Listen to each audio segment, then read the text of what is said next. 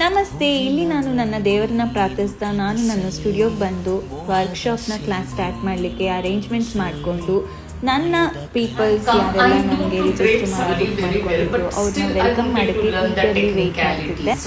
So that I can improve my saree draping skill. That's why I thought I'd come and attend your class and learn something from here and go. Thank you so much for coming here. From Karnataka band.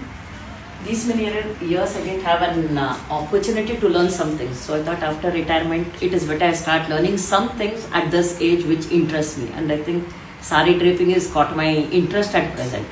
So ಹೇಗೋ ಗುಣಶ್ರೀ ಹತ್ರ ನಾ ಒಂದು 2-3 ಸತಿ ಸಾರಿ drape ಮಾಡಿಸಿದ್ದೆ. ಅವಳು drape ಮಾಡಿದ್ದು ತುಂಬ ಚೆನ್ನಾಗಿ ಅನ್ಸಿತ್ತು.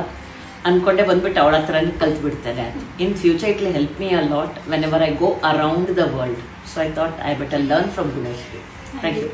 ನಾನು ಗುಣಶ್ರೀ ಅಕ್ಕ ನೋಡಿ ಅವ್ರ ಮೇಕಪ್ ಮಾಡೋದು ನೋಡಿ ಅವ್ರ ಸ್ಯಾರಿ ಡ್ರೇಪಿಂಗ್ ಮಾಡೋದು ನೋಡಿ ಎಲ್ಲ ಇಂಪ್ರೆಸ್ ಆಗಿ ಅವ್ರ ಹತ್ರ ಕಲ್ತ್ಕೋಬೇಕು ಅಂತ ನಾನು ಬಂದಿದ್ದೀನಿ. ನಾನು ಇವ್ರ ಇನ್ಸ್ಟಾಗ್ರಾಮಲ್ಲಿ ಫಾಲೋ ಮಾಡೋದು ಅದೇ ನಮಗೆ ಇಂಟ್ರೆಸ್ಟ್ ಇದೆ.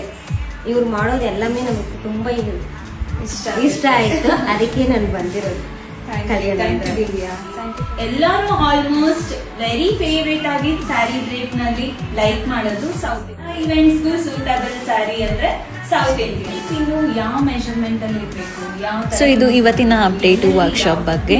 ನಿಮ್ಗೇನಾದರೂ ಹೆಚ್ಚಿನ ಮಾಹಿತಿ ಬೇಕು, ನೀವು ಕ್ಲಾಸ್ ಮಾಡ್ಕೊಳ್ಳೋಕ್ಕೆ ಇಂಟ್ರೆಸ್ಟ್ ಇದೆ ಅಂದರೆ ದಯವಿಟ್ಟು ನನ್ನ ನಂಬರ್ಗೆ ಕಾಲ್ ಮಾಡಿ ಡೈರೆಕ್ಟಾಗಿ ಅಲ್ಲ ಸ್ಟುಡಿಯೋ ವಿಸಿಟ್ ಮಾಡ್ಬೋದು. Thank you so much. ನಿಮ್ಮ ಸಪೋರ್ಟ್ ಹೀಗೆ ಇರಲಿ.